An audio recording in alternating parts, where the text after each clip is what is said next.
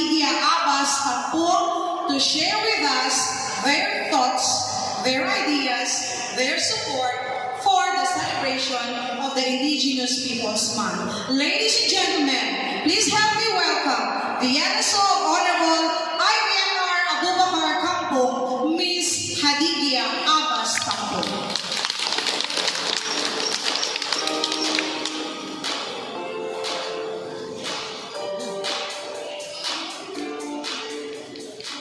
Thank you po, Miss Ami. Miss Ameline, Wendy Dolores. Auntie ko po yan. Still beauty pa rin.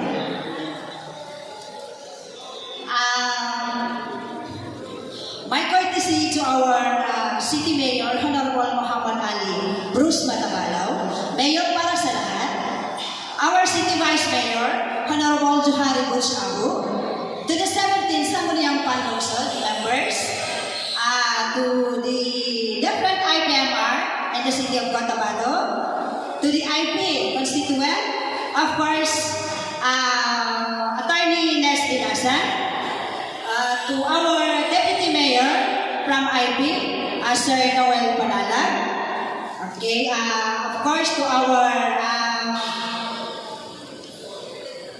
Miss Johara C. Panda from Community Affairs Officer, and of course, Miss Aini Raihana B. Aupa, our OIC City Tourism Officer. Para sa lahat, friends, visitors, staff, magandang umaga po.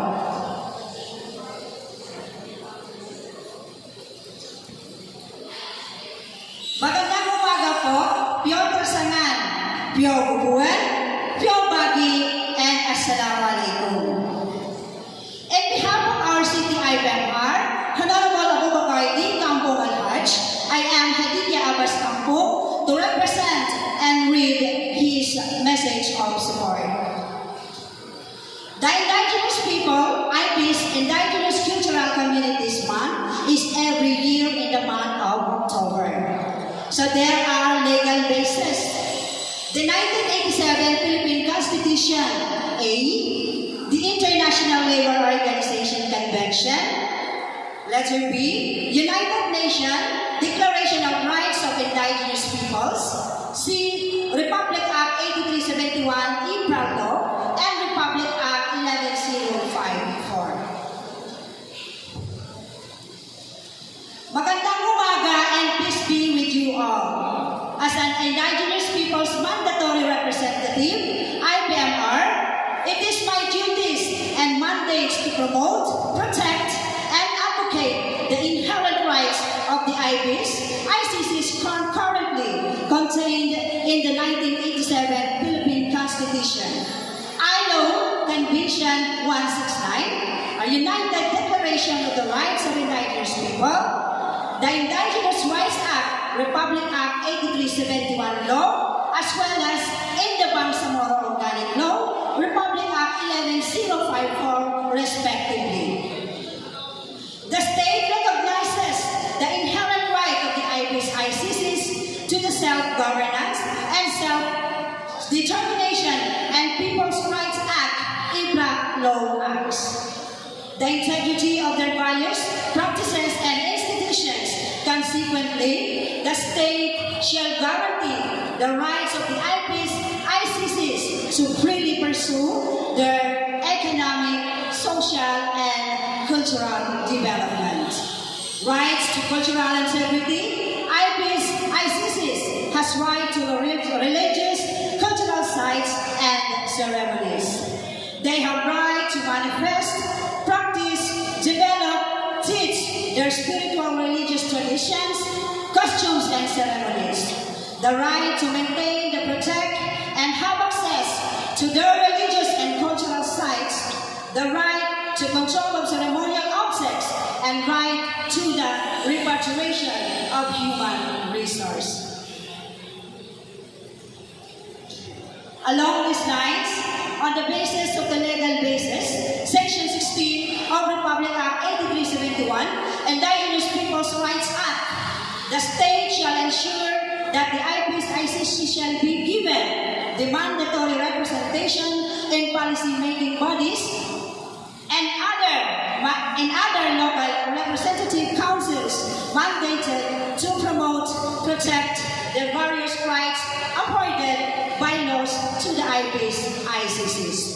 Kaya sa araw na ito, November 15, 2023, labis akong nagpapasalamat sa lahat ng IP sa lungsod ng Cotabato para sama-samang ipagdiriwang ang IP Month Celebration suwit the 10 katutubong Bangsamoro, sama-sama sa pagsulong ng karapatan, pagkilala sa kultura at mapayapang pangangalaga sa lupang ninuno noon, ngayon at bukas. Truly yours, Honorable T.Y. Abubakar D. Kampungan Hajj, City IPMR. Now, ladies and gentlemen, magandang umaga muli. Mabuhay ang IP! Mabuhay tayong lahat. Piyabagi, Assalamualaikum, and Muhyarto.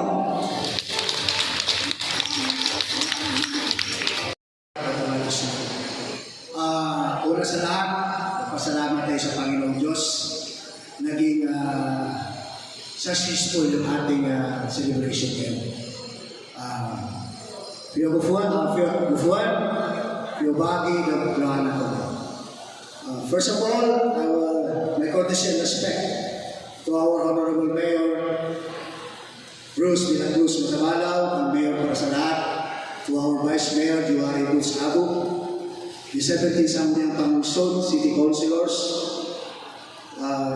our Secretary to the Mayor, C.J. Abela, our City IPMR, Honorable Abdul Pax Kampung, the Attorney Nes Igasan, Executive Assistant for, good morning sir, Engineer Jerwin Gampong, OIC, Assistant City Assessor, good morning sir. Si Ma'am Lord Antonio, our Representative Peso. Ma'am, nagpapasalamat kami sa iyo, ma'am, na regarding sa space color natin, siya kasi yung namamahala. Ma'am, thank you for the support to the IT community. At kay Ma'am Saripa Agar, OSWD, Ma'am, good morning. Partners po natin ito sa regarding sa programs, yung livelihood program regarding sa IT women. Wala ba ako nakalimutan? Si Ma'am Jo Hara, si Panda, Community Affairs Officer 4, siya po yung host ng ating program ngayon. No? At sa mga barangay FMRs, sa travel councils, no? Kasama natin, travel leaders, isa itong opportunity, privilege para sa ating IP community na may mga programa ganito. No? Ang tema ng ating programa ay katutubong Bangsamoro, sama-sama sa pagsulong, karapatan, pagkikilala sa kultura at mapayapang pangangalaga sa lupang pinuno noon at ngayon at bukas. Magbigay lang po ako ng update sa inyo. Rehin ko sa inyo na kahapon naging very successful yung ating feeding program and hygiene kit sa mga IP Children's School ng different school ng Cotabato City. Wala bang palakpak dyan? No? Kasama natin kahapon yung ating City Mayor. At isa sa naging statement ng ating City Mayor kahapon, yung ating housing program sa Kalanganan, kasama ang IP community doon, kasama. Wala bang palakpak dyan? Meron tayo sila doon sa house and lot na project sa Kalanganan. And number 2, may binigay pa si Mayor na 60,000 Ma'am, 60,000 na additional, no? Para sa inyo sa livelihood program ng ating Gumagi, Tinuray, kasi naging exhibit. Wala kang palakpak dyan. Yun, nag-great si Mayor sa atin ng 60,000 na additional ng livelihood program sa inyo. At isa itong tama yung sinabi ni Ma'am Ami kanina, ito na yung panahon na magkakaisa na tayo para sa isang maunlad, mapayapa, masaganang Cotabato City. No? Kasi tayo, kaya sinabi ni isa sa nag-statement ng ating Chief Minister, no one will left behind. Ibig sabihin, walang maiiwanan sa Bangsamoro.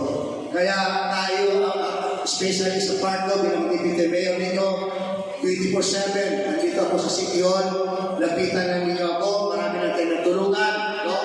Yung sa mga hospitalization, yung sa mga medical medicine, kabiyapan sa mga burial benefits, meron pa tayo. No? Even sa private na confine, meron tayong assistant para sa kanila. At isa itong pakikilala sa ating mahal nating mayor para sa lahat na wala kang maiiwanan, IP ka man, Moro ka man, Muslim ka man, o Chinese ka man. Kaya sasabihin ko sa inyo, palakasin po natin yung ating advocacy regarding sa ating mga kumagi, English natin, remedy, isipin natin, dapat palakasin natin ito, ang advocacy na ito, at marami tayong itigree ng mga kabataan upang ito ay magiging sustainability sa darating na panahon. Maraming salamat sa inyo, Piobagi, God bless us all.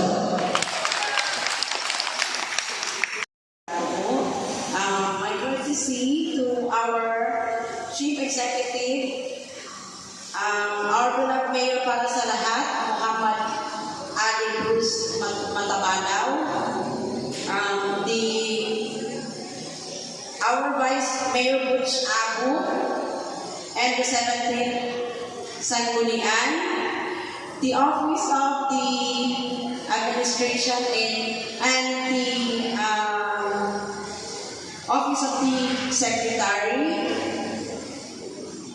our City Tourism Officer Aimee B.M. Pak, the City IPMR Abubakar Kampong, Deputy Mayor for Indigenous People Noel Panala, Department and Division Heads, to all the employees and the indigenous people who gathered here today, which is the center of this event, that without them, as a community, there will be no celebration of the so-called National Indigenous Peoples Month, which is supposed to be celebrated every October of the current year. But due to some unavoidable circumstances, we have to eat this month of November. So, di man daw at magaling, mairaraos pa rin ang maayos. And hopefully, by the coming years, we can maximize the participation among the huge part of indigenous community in our city. So, by the way, my first assignment as a field worker from MSSD is from UP, which is yun yung pinaka lugar ng mga kababayan natin dito. And I really appreciate their kindness and passiveness.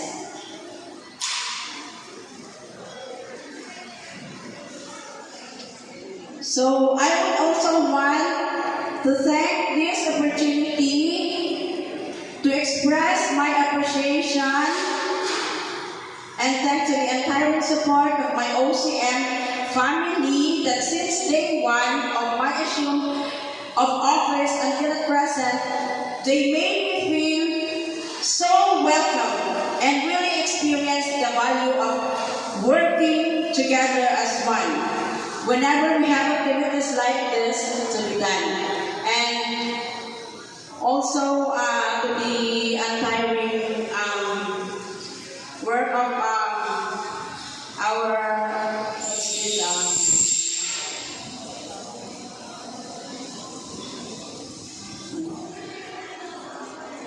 kay Johanna Santua at kay Kuya Rick as a main organizer of this event.